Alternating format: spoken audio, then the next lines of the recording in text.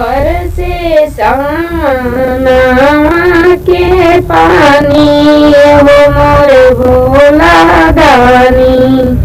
बरसे सावनवा के पानी हो मोर भोला दानी।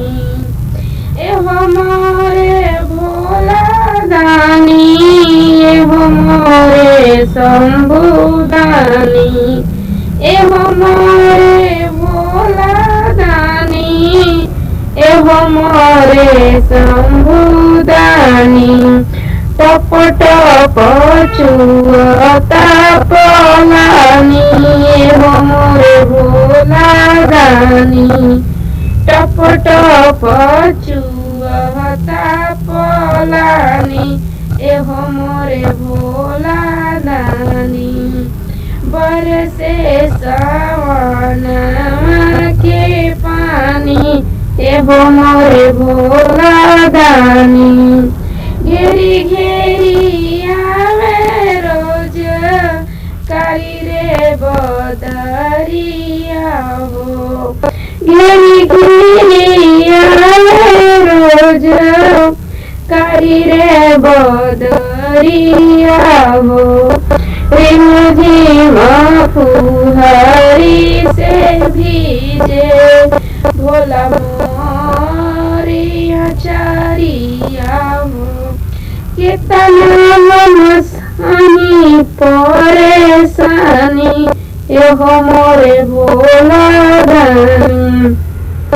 कितना मनसानी परेशानी एहो मोरे भोला दानी। बरसे सावनवा के पानी एहो मोरे भोला दानी। कैसे करही शिवजी टूटही पलानिया हो। कैसे करही शिवजी टूटही पलानिया हो। बाबा घरे रहनी हम महलया हो। जनी करिया मना मानी हो मोरे भोला दानी। जनी करिया मना मानी हो मोरे भोला दानी। बरसे सावनवा के पानी हो मोरे भोला दानी। एहो मोरे भोला दानी एहो मोरे शंभु दानी।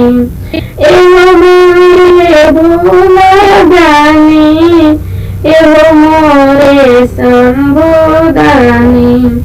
बरसे सावनवा के पानी एहो मोरे भोला दानी। सबके के दिहनी रंगा महलया टरिया हो।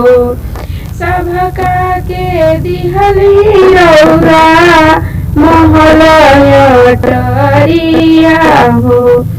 अपने रही न काहे बनी के भिखारिया भिखारी हो।